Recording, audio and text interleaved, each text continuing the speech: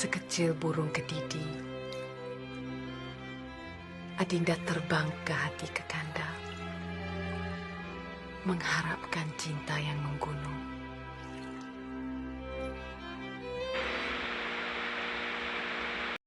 Assalamualaikum, nama saya Regina Arif akan membentangkan mengenai konsep keindahan sastera Melayu klasik. Kata dasar bagi keindahan ialah indah yang menjadi salah satu istilah terpenting dalam sistem estetika kesusasteraan Melayu. Perkataan estetika berasal dari Yunani yang dikenali sebagai aesthetis. Secara umumnya, aesthetis bermaksud perkara-perkara atau hal-hal yang boleh diserap oleh panca manusia. Estetika atau keindahan ini merupakan cabang yang sangat hampir dengan seni. Hal ini dapat dibuktikan apabila nilai estetika itu sendiri melibatkan keindahan dan kesenian. Saya Alia dan akan membentangkan kedatangan bahasa Melayu klasik. Zaman bahasa Melayu klasik bermula dari awal abad ke-14 Masihi hingga ke akhir abad ke-18 Masihi. Bahasa Melayu klasik berada pada tahap ketiga dalam periodisasi bahasa Melayu selepas bahasa Melayu purba dan bahasa Melayu kuno. Terdapat beberapa definisi yang telah diutarakan oleh pengkaji bahasa dan antaranya ialah yang telah disampaikan oleh Fatin sebentar tadi. Sejak itu, bahasa Melayu pada zaman ini turut mengalami pelbagai perubahan dari segi kosakata, struktur ayat dan bentuk tulisan. Selain itu, bukti-bukti sahih yang menunjukkan kewujudan bahasa Melayu klasik ini adalah penemuan beberapa batu bersurat atau prasasti yang di beberapa daerah di Asia Tenggara dan Tanah Melayu yang menguatkan lagi fakta ini. Antaranya ialah batu bersurat di Pagaruyung, Minangkabau 1356 Masihi, batu bersurat di Minye 7, Aceh pada 1380 Masihi, batu bersurat di Kuala Berang, Terengganu pada 1303 hingga 1387 Masihi dan batu bersurat Pengkalan Kempas pada 1468 Masihi yang ditulis dalam bahasa Jawi. Kedua-dua batu bersurat ini bukan sahaja berfungsi sebagai bukti Islam sebagai agama negara tetapi juga sebagai spesimen tertua yang masih hidup dalam bentuk ortografi klasik yang dominan iaitu tulisan Jawi. Bahasa Melayu klasik telah mengalami perubahan sejak kedatangan Islam di Nusantara. Ini menunjukkan bahawa pengaruh Islam semakin kuat sehingga bahasa Melayu turut mengalami perubahan. Antara ciri-ciri bahasa Melayu klasik selaras dengan perubahan yang dialaminya ialah ayatnya panjang dan berbelit-belit, banyak menggunakan ayat pasif dengan pendepanan predikat, banyak menggunakan gaya bahasa istana. Kebanyakan kata pangkal ayat yang sering digunakan ialah seperti syahadan, al-kisah, hatta, adapun. Penggunaan banyak kosakata daripada pengaruh Arab dan Parsi dalam pelbagai bidang bahasa seperti ilmu keagamaan, undang-undang, kesusasteraan, perubatan, falsafah, tasawuf dan pemerintahan dan banyak lagi. Zaman bahasa Melayu klasik agak panjang. Dalam melalui zaman panjang itu, ini telah banyak digunakan dalam penulisan agama, khususnya bidang tauhid atau usuluddin, syariah atau undang-undang, Islam dan tasawuf. Keadaan ini telah dibuktikan dengan kemunculan tokoh-tokoh ilmu di Nusantara seperti Hamzah Fansuri yang terkenal dengan karya prosanya Asrarul Arifin fi Bayan Ilman Suluk wal Tauhid, Al-Muntahi dan Syarabul Ashikin. Beberapa naskah karya sastera terkenal turut dihasilkan pada zaman ini. Antaranya ialah Hikayat Raja-Raja Pasai, Hikayat Amir Hamzah, Hikayat Hang Tuah Bustanu Salatin, Sejarah Melayu dan sebagainya. Bahasa Melayu klasik mempunyai kesignifikannya tersendiri. Ianya menjadi titik permulaannya bahasa Melayu moden dan sebagai asas pembentukan bahasa Melayu di negara kita. Pohon pepaya tiada berduri, tumbuh bersama bunga melati. Izinkan saya perkenalkan diri, moga-moga menyentuh hati. Nama saya Nurul Fatin Zahari dan saya akan berkongsikan makna dalaman karya Melayu klasik. Karya klasik atau karya agung juga mempunyai makna yang tersendiri yang terdiri daripada makna dalaman dan makna luaran. Makna dalaman bermaksud makna yang disampaikan secara tersirat oleh pengarang untuk para pembaca yang membaca karyanya. Aspek ini merangkumi pelbagai cabang kerana bergantung kepada tujuan seseorang pengarang itu memancarkan ideanya dalam sesuatu karya klasik tersebut. Makna ini boleh meliputi aspek pemikiran pengarang, nilai yang dibawa oleh pengarang, serta cerminan kepada pegangan hidup dalam sesuatu masyarakat yang dipaparkan. Mari kita ketahui dengan lebih jelas aspek-aspek makna ini. Aspek yang pertama ialah pemikiran pengarang. Pemikiran pengarang merupakan penampilan makna dalam sesuatu karya klasik juga dapat dilihat daripada sikap pengarang yang menampilkan pengembaraan watak yang baik dan mengandungi unsur-unsur pengajaran yang tinggi dalam sesebuah karya klasik. Fungsi cerita-cerita tersebut pula bukanlah sekadar menggambarkan selok-belok nasib wataknya semata-mata, tetapi turut menampilkan atau mewujudkan idea melalui imej-imej plastis serta memenuhi segenap ruang fikiran dengan idea tersebut yang disampaikan melalui imej. Aspek yang seterusnya ialah nilai. Jika ditelusuri dengan lebih terperinci lagi, karya agung juga mempunyai nilai yang tinggi untuk dijadikan pegangan oleh pembaca. Unsur nilai ini dapat diperhatikan dalam setiap karya yang dihasilkan oleh pengkarya pada waktu itu.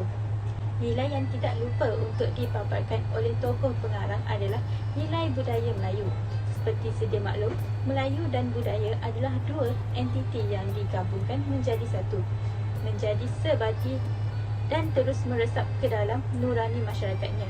Oleh itu, pengarang mengambil nilai ini untuk diterjemah dalam karya mereka. Aspek yang terakhir ialah spiritual. Menurut Kamus Dewan edisi keempat, spiritual bermaksud hal yang berkaitan dengan atau bersifat rohani atau jiwa, iaitu bukan sifat fizikal. Rohani adalah jiwa manusia yang tersirat dan sukar untuk ditafsirkan dengan mata kasar. Spiritual manusia berpusat pada kalbu, dan di dalam kalbu manusia sudah ada potensi-potensi spiritual yang merupakan format dasar kemanusiaan. Menurut Ibrahim Abdullah, hakikat diri manusia merupakan diri secara rohani atau spiritual yang telah tercipta sebelum adanya tubuh biologis. Berdasarkan maksud yang dinyatakan, spiritual lebih kepada lahiriah manusia yang sepatutnya didominasikan oleh akal dan iman. Sekian sahaja untuk makna dalaman. Jadi, mari kita lihat apa pula makna luaran karya Melayu klasik. Seterusnya ialah makna luaran. Makna luaran merupakan makna selapis yang dapat dilihat pada permukaan teks. Melalui makna luaran, pembaca dapat memahami dengan jelas tentang perkara yang ingin disampaikan oleh pengarang. Terdapat beberapa aspek yang tergolong dalam aspek makna luaran seperti gaya bahasa, struktur ayat, penggunaan pelbagai bahasa dalam sesebuah karya, pantun dan sebagainya. Aspek-aspek ini memberikan nilai keindahan dalam sesebuah karya sastera seperti Hikayat Hang Tuah. Gaya bahasa dalam kesusasteraan merupakan gaya bahasa yang memiliki kesenian dan mengandungi nilai estetik yang mampu membangkitkan perasaan serta mengharukan pembaca sesebuah karya sastera. Selain itu, gaya bahasa sastera ini juga berperanan untuk menyampaikan maklumat serta merangsang daya pemikiran pembaca. Sebenarnya, dalam kesusasteraan terdapat banyak jenis gaya bahasa. Antaranya ialah gaya bahasa kiasan, sindiran, hyperbola dan peribahasa. Melalui karya agung Hikayat Hang Tuah sebagai contoh, didapati bahawa terdapat penggunaan keempat-empat gaya bahasa ini dan saya akan memberikan dua contoh gaya bahasa. Yang pertama ialah bahasa kiasan. Bahasa kiasan berfungsi untuk menyindir seseorang secara halus dan bersopan. Bahasa ini juga terbentuk daripada analogi dan perbandingan yang berlaku antara satu perkara dengan perkara yang lain. Bahasa kiasan ini sebenarnya telah wujud sejak zaman dahulu lagi.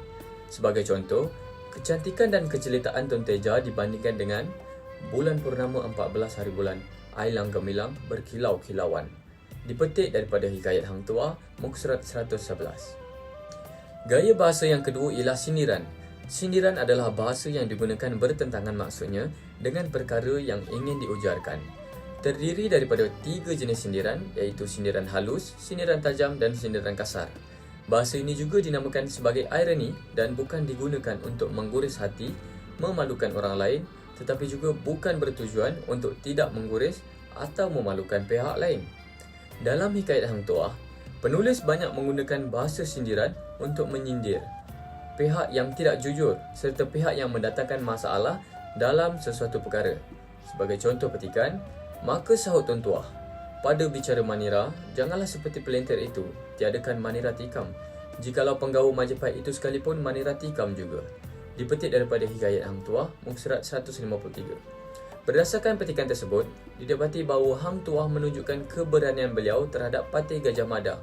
Beliau menyatakan bahawa beliau bukan sahaja boleh membunuh, mencuri, malah beliau mampu membunuh Majapahit. Seterusnya, bagi struktur ayat, karya agung merupakan karya klasik yang telah wujud sejak dahulu lagi. Oleh yang demikian, penulis banyak menggunakan format tulisan klasik. Terdapat pelbagai format penulisan karya klasik, antaranya ayat-ayat songsang dan ayat-ayat panjang yang berulang-ulang. Penggunaan bahasa yang pelbagai sangat berluasa dalam bidang penulisan, terutamanya karya klasik. Hal ini kerana pada zaman dahulu, masyarakat mempelajari pelbagai bidang bahasa dan kemahiran tersebut diaplikasi dalam penulisan. Penggunaan bahasa yang pelbagai ini adalah pengaruh daripada masyarakat Jawa, Arab dan Parsi yang datang ke alam Melayu dengan tujuan perdagangan dan menuntut ilmu. Selain itu, terdapat juga penggunaan bahasa istana, terutamanya dalam aspek gelaran. Pantun merupakan ragam puisi yang hidup dalam kalangan rakyat dan bersifat kemelayuan. Keunikan pantun ialah pantun mempunyai sajak dan irama, pilihan suku kata dan juga perkataan. Pantun telah sedia hidup dan sudah lama bersama dengan masyarakat Melayu. Malahan sebelum orang-orang Melayu tahu menulis dan membaca.